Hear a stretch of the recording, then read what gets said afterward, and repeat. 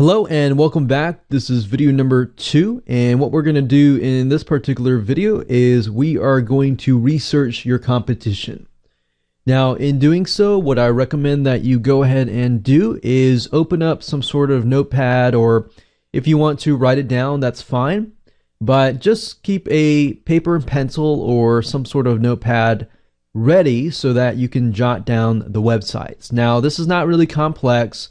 What we're looking for is high traffic competitors that might be doing really well, because the more traffic that they are getting, the more these particular tools that we are using will reveal.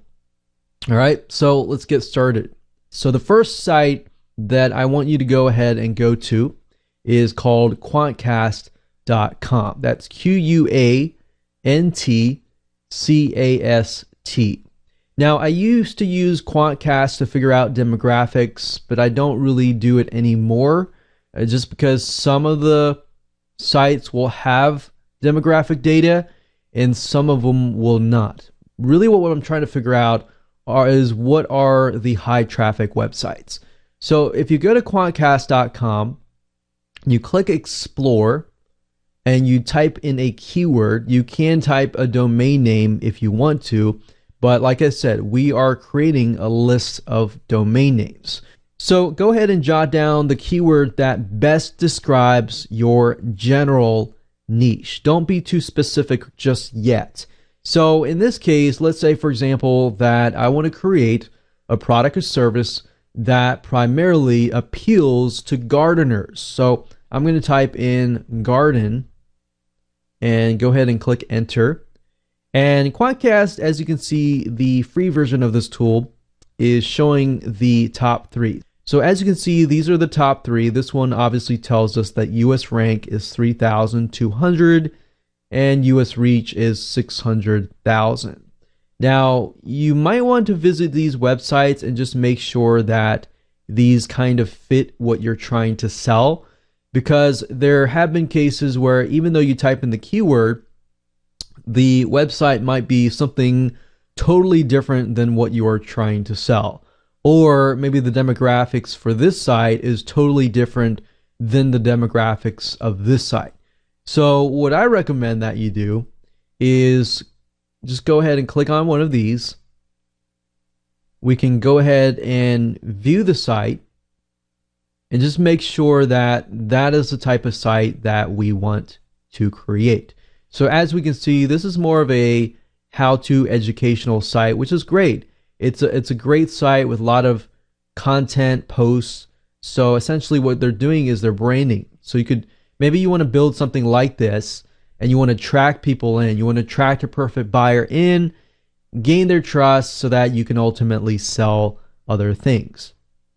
So this is what the site looks like. We can see that it's about gardening, house plants, problems plants might face, lawn care, composting, and other gardening help. So we can see that for the majority of the case, that is our audience. So if that's the case, we want to definitely copy this. I'm going to open up Notepad and put that URL in here. Now that we have this URL, in order to find other URLs, what we need to do is I'm going to close down Quantcast in this site here. There are 2 other sites that I would recommend. Similarsites.com, which basically, if you enter a URL of a website, it'll tell you all of the other websites that are similar to that website. So if I go ahead and press enter here, we can see that gardeningknowhow.com. We scroll down, we see these ads here, and these are not related at all. So just ignore these for now. And then you see Garden Web. So I'm going to open that in a new link. Garden guides, we have yard care, we have helpful gardener, and garden.org. So I'm going to open the top 5 open and just take a look. So we have gardenweb.com, and if I go to the site, let's go to the site and check it out. Sometimes you have to highlight it and just go to the site directly. We can get an idea of a hyper-responsive buyer too if you look through here. And sometimes if they have forums, that'll give you a good chance to see what kind of questions people are asking, kind of their frustrations, their likes, their dislikes, and just to get a feel for what that person looks like. And also, when you look at the websites, is there similarities within the websites? We can see there's a navigation bar, it talks about gardening, kind of like the other site. And then, of course, we have gardenguides.com, which sounds familiar to the other garden know-how website. And if we take a look here, we have gardening design, spaces, diseases, and it's very interesting how it's broken up. It looks very, very similar. So gardenguides.com actually is very, very similar to gardeningknowhow.com. So I'm going to go ahead and go through the rest of these. We have yardcare.com, helpfulgardener.com, which I think probably would be a lot more targeted. So let's just go to the site here. And what I'm doing here, as you can see, is just looking and seeing if I can find similar patterns throughout all these websites. So we can see garden design. I saw a lot of gardening design, in fact, in the other websites. We can see organic gardening, forums, and more. So I'm beginning to kind of see that this is very similar to the other sites, except for the design of it is not as good as the other ones.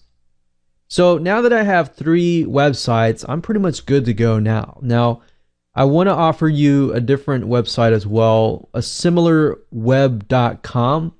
This is a paid tool, but you can still enter these websites in here and find more data about these websites. So if I click that, enter gardeningknowhow.com, you can actually see the rank within worldwide, within US, and the global rank. So this kind of gives us a better picture of the website itself. We can see that it's getting a massive amount of traffic, mainly from the US, Australia, UK, Canada, and India. We can see that the most traffic was from search volume. So this is kind of painting a picture, as we call it. We can see referrals, basically what sites are they coming from. We can see search, we can see social. We can see a lot of these people seem to be on Facebook and Pinterest, which kind of fits it because Pinterest is where a lot of visual people go to, people that are kind of gardeners go to. We see audience interest, so this is kind of reveals to us potential buying habits. But right now we're not really interested in doing too much research. We just want to get an idea of what that basic picture looks like. So you can enter the other ones in here, but that's fine. All we need to do is create that list, as you can see here. And as you can see, we have a list of 3 websites, and that's all we need right now. So in the next video, we're going to take it a step further, but for now, that's all you need. So go ahead and do that right now, and I'll see you in video number 3.